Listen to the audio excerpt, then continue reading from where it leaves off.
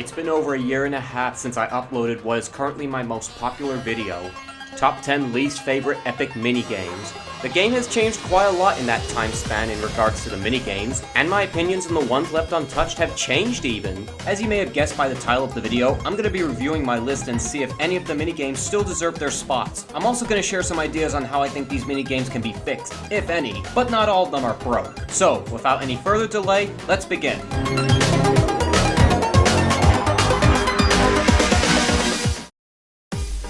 This minigame has always suffered from one big problem, and that problem is the blow dryers themselves. Or specifically, the way their knockback works. When you're caught in a blow dryer's air blast, you get knocked back in a drifting motion, and you become vulnerable again the moment you stop drifting, meaning you can get knocked back twice. That's really annoying. 50% of the time, you will get eliminated in 5 seconds. This minigame could use plenty of changes before I can call it bearable. Reduce the knockback and the arena size because it takes way too long to traverse, and change the way the knockback works to prevent this from happening. With those changes, I think this minigame could be kind of fun, but for now, it stays on my list.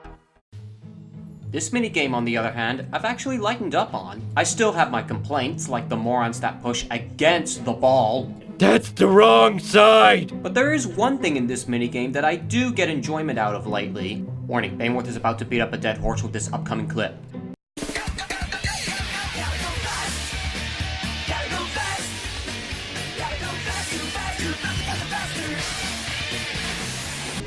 Yeah, that's what I'm there for now. It's pretty hard to do, but it's insanely fun if you're able to pull it off, even if you don't get the chance every time. It's still far from my favorites, but it no longer leaves me begging for either team to speed through it. This minigame is off my list. The same thing can't be said for this minigame. Whereas Blow Dryer Battle has potential, this is just a terrible concept to begin with. I really don't know how to make this minigame work. The goal here is simple. Wait for a crystal to appear at a landmark and hope you're the closest player to it. Trust me when I say that it makes more sense just to camp a crystal spawn. Woohoo! But as bad as that is, the pro version is even worse. At least the normal version gave enough crystals for more than half a full server. In the pro version, you'll be lucky to see more than 3 appear in one round, so your chances of winning are pretty low. Not only does this minigame not escape the list, it's higher up than before. Bottom line, this minigame sucks. To be honest, I never really hated this one. In fact, if I recall correctly, I put it on the original list just because the normal version was too easy. While I do stand by that, the pro version actually takes effort to win, sometimes. For those who haven't seen my sarcastically named video featuring this minigame, I've admitted that I do get a chuckle out of it from time to time. Too soon!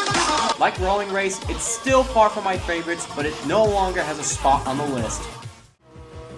I also don't hate this minigame. It's actually kind of intense. I mean, you're outrunning a black hole somehow, and you're jumping between meteoroids. Your jumps need to be well timed for the most part too. It's just that it goes on for a bit too long.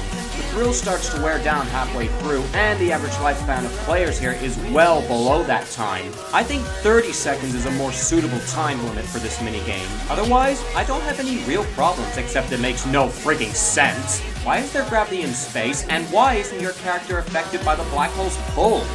You know what? Not important. All I can say now is that this minigame is off the list. The quote-unquote spacebar simulators are a similar case to Toxic Reactions. The normal versions are slow and dull, but the pro versions are challenging enough to be bearable. Sort of. The Sweeper, in all of its appearances throughout Roblox, I actually like to mess around on. Just Jump is the weakest of the 3, but it still takes effort that's not completely boring. Lights On.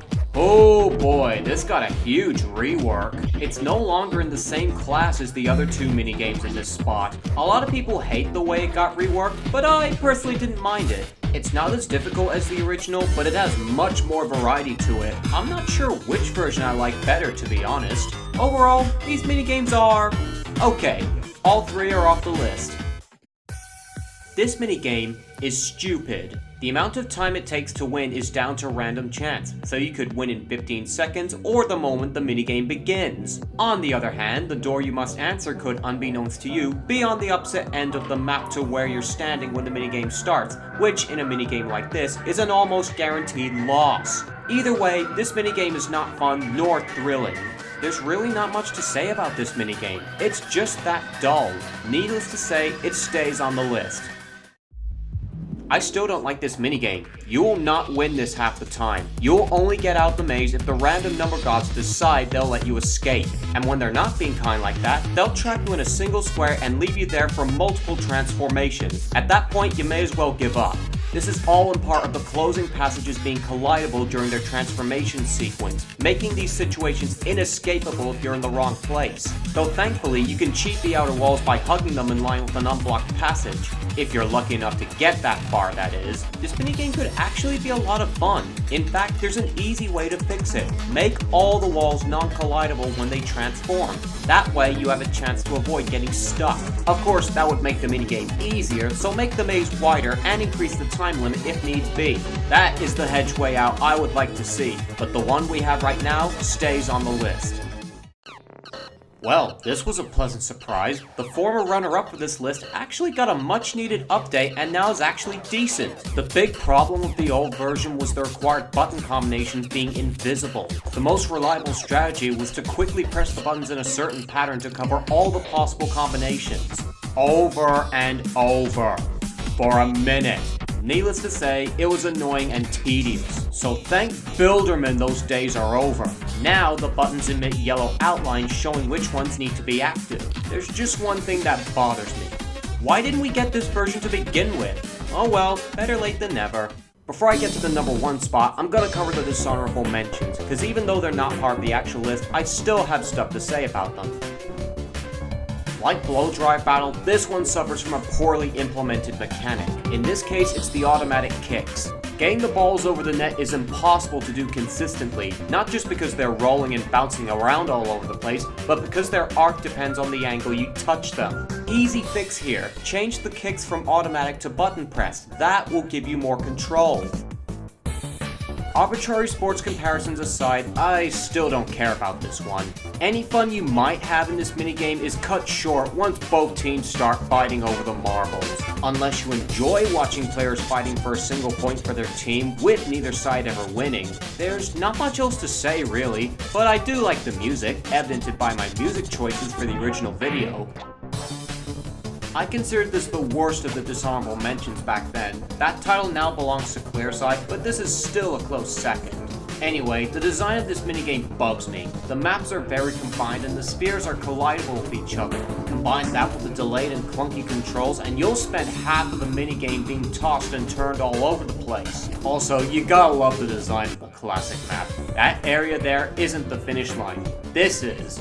If you're ahead of everyone when you go through the wheel, you're finishing first. No questions asked. No one can overtake you. Unless someone maybe glitches through you in some way. But what are the odds of that happening? I know it's not a race, there's no prize for winning, but it's still annoying that you don't have room to move freely. These maps need a serious redesign to allow more freedom of movement, especially the classic map, and improve the controls maybe. Do I really need to go over this waste of code again? I mean, seriously, what fun is there to be had in a 100% luck-based minigame? It's not fun in Mario Party, and Roblox is no different. If there was one minigame I wanted removed from this game, this is the one. Yes, the minigame was nerfed from 5 rounds to 4 after I made the old list, but because there's no actual skill involved, you don't really care whether you win or lose, so all it does really is make the minigame end quicker. A small improvement, sure, but that doesn't change the fact that this minigame exists. Oh yeah, and there's 3 maps. One that can kill you immediately if you're not careful enough with your footing. But Baneworth, if you go to the corner that was chosen last time, you're more likely to win. Big deal. I'm just gonna say this right now. These types of minigames should be outlawed. Any minigame with the same concept as this should be removed from their respective games. None of these games will suffer any loss. They'll just be left with minigames that require skill. There's nothing wrong with that. All in all, this was, and still is, my least favorite non-event minigame. What? Non-event?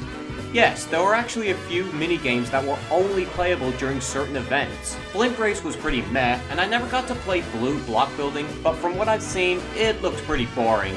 But there is one that left a very foul taste in my mouth. Easter Ice Thaw is the worst minigame in Roblox history. All you do is push against an ice cube and hope that it's in your perimeter when time runs out. You could do absolutely nothing and you can still win. You have more control over 4 corners than you do with this minigame, and 4 corners is 100% luck. The minigame did get updated to be a little less horrendous by adding 2 more cubes, but by then, it was too late. I got chosen by Lady Luck when there was only 1 cube in the ring. The damage had already been done to me.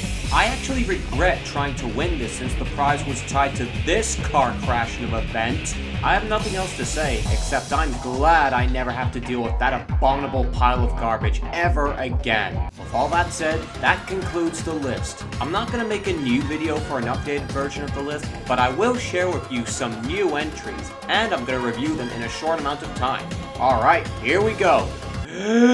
Cloud Control's meta is just players standing at the edge of the platform fighting over the drifting clouds, and it's really annoying. Panic Miner is a crappy version of Cake Delivery. At least that minigame was one for all. I don't know how I missed this one when writing the original list. Turntable Scurry is slow and boring like its cousin Hedgeway Out, though this one is more merciful since you can avoid the dead ends if you're attentive. Collection Contention is worse than Cloud Control. No matter which person you try to catch, others will come and fight you for them because players collide, and the ice rounds could go die in a fire.